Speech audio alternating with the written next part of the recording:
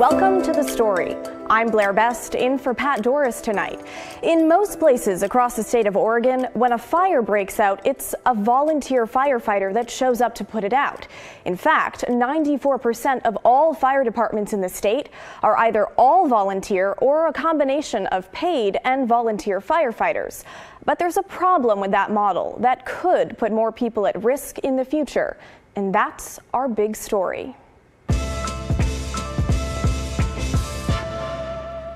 The problem is relatively simple. The number of people willing to answer the call to be a volunteer firefighter is dwindling. It's becoming harder and harder to both recruit and keep volunteers to fight fires. And that's concerning for communities across the state. And that feeling of fire vulnerability is only expected to get worse. Investigative reporter Iboshi has the story. Someone grab a fire extinguisher. If we don't, we should have one on this rig. This rig is kind of stripped, so if we don't, we will take it off at engine 87. Once we have that all in place, I'm going to go ahead and start. It's training day at Nestucca Fire, and volunteers from all walks of life are suited up. They train for fires, water rescue, crashes, whatever may come their way. Like most fire departments throughout Oregon, Nestucca relies on volunteers to save millions in taxpayer money. Roughly 2/3 of the staff at Nestucca Rural Fire Protection District are volunteers. Probably 95% of our calls we couldn't do without our volunteers. But Chief James Ader admits finding people to answer the call is becoming more difficult. The number of volunteers has dropped statewide. 73% of Oregon's fire departments reported a moderate or significant decrease in the number of volunteer firefighters over the past 5 years. Do you worry about the future at all, as far as getting enough people to answer the call? Yes, all the time. My biggest concern is that there's going to be some day that I have to make that decision that we got to let that call go. And that worries me. Recruitment has become more difficult because many people just don't have the time. They've got work and family to deal with, longer commutes, plus the time and training needed to become a firefighter have also increased. Just to become a firefighter, it's 120 hours of training before you can get checked off and finish getting certified as a firefighter. And that's for volunteers. That's for anybody. These volunteers must be ready to dash off for an emergency, day or night. So yeah, the cows also eat over in that barn over there and then up through here. Bill Slavens and his wife Ginger run a commercial dairy farm with 250 cows. They also volunteer as firefighters. When a call comes in, they drop everything. If it's a big motor vehicle accident with extrication and stuff, we're all going to try to get there. If it's a structure fire, everybody needs to be, it's all hands on deck. For the Slavens, there is the social aspect. The fire department is a community. It's also exciting. Volunteering is a way to contribute to the community. I think it's just the self-satisfaction of trying to take care of people in their sometimes worst times, and that's a good feeling. It is. It's a good feeling. Bill is 64 and a captain with Nestucca Fire, where he's been volunteering since 1985. Many of the active volunteers are getting older and close to stepping away. In Oregon, the largest portion of volunteer firefighters, 23%, are 60 and over. In this world today, people think they need to be compensated for everything, and we don't have that. We don't feel that way. We just like to go out and do stuff for our neighbors and try to keep everybody intact and healthy. Firefighting duties have also shifted. Volunteers are asked to do more.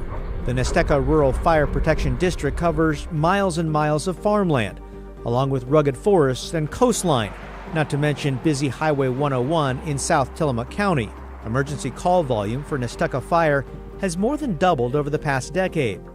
This year is on pace to set a record, 1,200 calls for service, up from roughly 450 in 2009. We pretty much cover just about anything there is emergency-wise. We have water rescue, we have car wrecks, wildland fires, structure fires, hazardous material calls. Fire districts like Nestucca work together and provide mutual aid more than ever, even for small incidents. Everyone is stretched thin, struggling to recruit and retain volunteers. Across the country, state and local governments are trying new tactics to entice new recruits, like offering stipends for training, income tax credits, and putting money in retirement accounts. Oregon doesn't provide anything for the volunteer. For 16-year-old Megan Mason, who's training to become a volunteer, it just came down to awareness. Firefighters are desperately needed. And I think maybe it should be advertised more as something fun and something available, because I had no idea this was an option that I could go do. Volunteer firefighting has long been a part of American life. When a fire breaks out, friends and neighbors show up to help put it out. But in this community, like so many others, there are fewer people willing and able to respond as volunteer firefighters. Kyle Iboshi, KGW News. Thanks, Kyle. And we'd love to hear your thoughts about the volunteer firefighter shortage. Would you consider doing it? Why or why not? Email the story at kgw.com or call and leave a voicemail. 503-226-5090. Well, this week, Multnomah County says it will fine ambulance provider AMR for slow response times. It comes as we've been following the lackluster response times for months here on the story. And not only are ambulances often late, there have been thousands of instances this year where dispatchers do not have any ambulances available to send. Investigative reporter Evan Watson has a breakdown of what the fines would look like and AMR's latest response. But first, he answers the simple question, how did we get here? AMR hasn't met Multnomah County standards for ambulance response since March of last year. The company blames a nationwide shortage of paramedics and the county's commitment to 2 paramedics per ambulance. But that won't save AMR from fines. Multnomah County's contract with the company allows the county to fine AMR for poor performance. For example, AMR ambulances are supposed to get to 90% of emergency calls within 8 minutes. AMR's response times have fallen off over the last year, down to about 60 or 70% for compliance. Multnomah County now plans to fine AMR $10,000 per month until response times improve. The county can also fine AMR when ambulances are unavailable or take way too long to arrive, up to $500 per incident. In June, Pat Doris asked Multnomah County Chair Jessica Vega-Peterson about consequences for AMR. Here's what she had to say. Multnomah County has the ability to fine AMR. The previous chair, got briefed on that and made the decision not to fine because it was really detrimental and wouldn't do anything to improve outcomes. I've just asked our team to rebrief me on that and look at the information and to really reopen the conversation about what we can do to address, this crisis that we're in right now in terms of ambulance response. So clearly it's something that's serious enough that you're willing to consider fining the company. It reflects where we are right now in terms of the response times that we're seeing. I think AMR has been a really good partner over the years, and the work that the paramedics are doing every single day is just incredible. But I think that this is a situation that we have to be looking at all the options. Then yesterday, Vega-Peterson said she made up her mind. Fines are needed now. Frankly, my patience is exhausted. AMR's ambulance response times aren't acceptable, and they haven't met performance metrics in months, and that requires that we take action. In response, AMR told us it disagrees with the county's decision. A spokesperson said AMR has tried to communicate the severity of paramedic staffing shortages to the county without much success. Meanwhile, AMR says it's doing everything it can to address staffing shortages and return to compliance.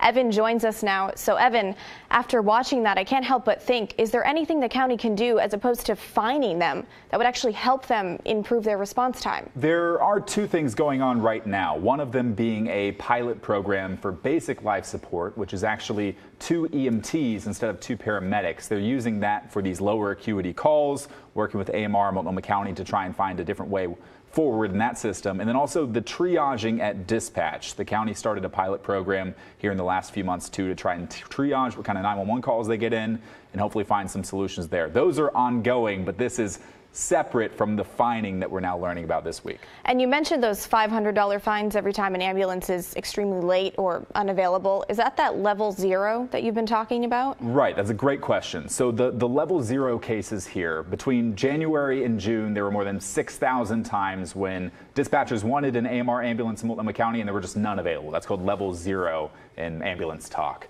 Now, That isn't necessarily congruent with the up to $500 fines per incident because it depends on how quickly an ambulance could get there. But if the county took those level 0 incidents and tracked them and pursued those, that could lead to much larger fines than just the $10,000 per month. And we'll have to see how much they'll want to enforce that moving forward. So, I mean, what happens here if AMR can't find enough staff and these slow response times continue? Well, we've been at this stalemate for months now. AMR saying, hey, we don't like the 2-paramedic system. Multnomah County say, hey, we believe it's the best system. You need to get your response times up. So that stalemate keeps going on until either compliance raises or the county backs down on fines or they find some agreement. Maybe the BLS and the triaging system help incredibly, and that the paramedics that are on the ALS, Advanced Life Support, that they get to all these emergencies on time and that you see the response times going up, which would be great news for the citizens of the county here. But until that point, we'll have to see this push and pull and if one side gives or not.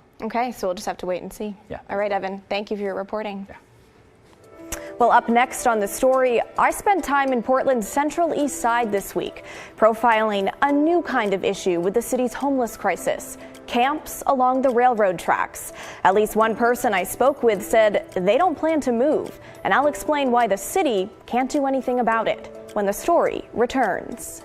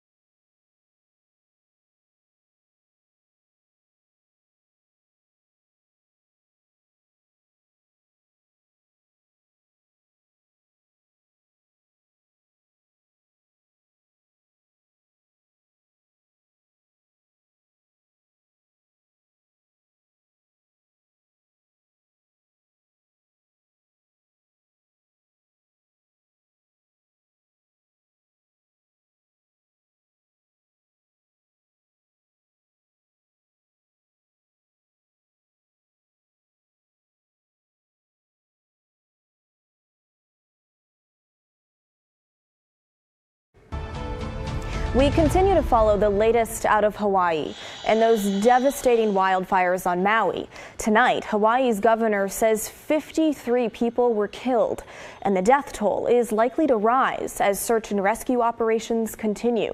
It's expected to become the state's deadliest natural disaster since a 1961 tsunami killed 61 people on the Big Island.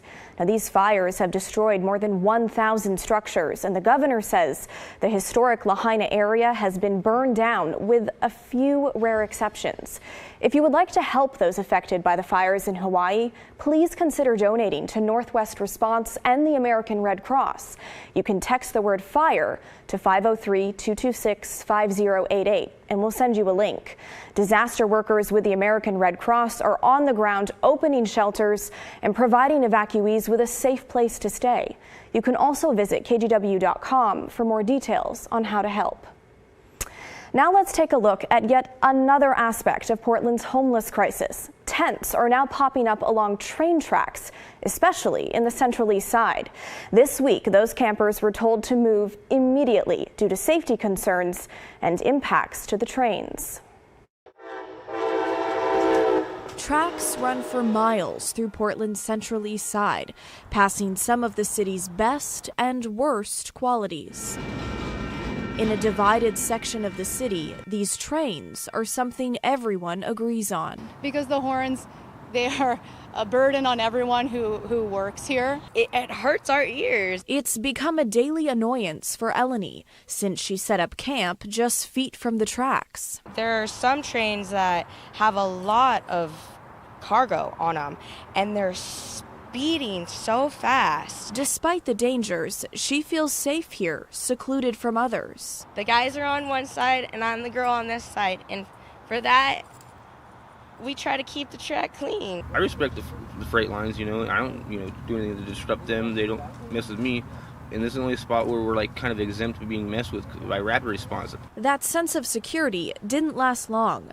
Just before noon on Wednesday, officers from the Union Pacific Railroad Company Police Department handed out these notices to people camping illegally on railroad property, requiring them to remove their camps. Those camps don't tend to be very permanent. People come and go. Union Pacific Railroad says camping anytime along the tracks is a hazard to the trains and a safety risk for the homeless people. I mean, it's insulting, but it's pretty ridiculous. Do I know that I am in a line where I could possibly get hurt?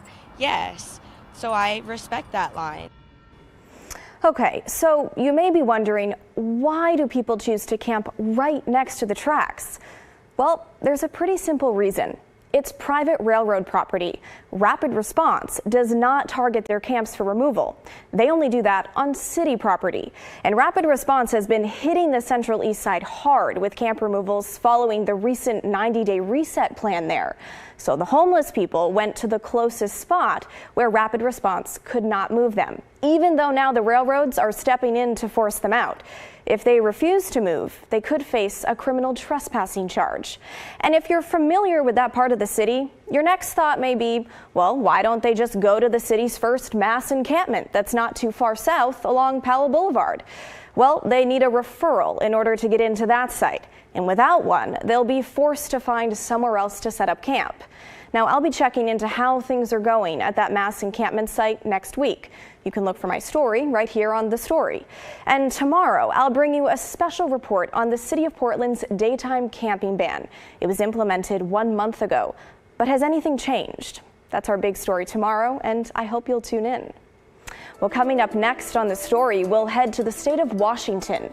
One of the candidates for governor in next year's race has ties to the Portland area and a kidnapping in the 1970s.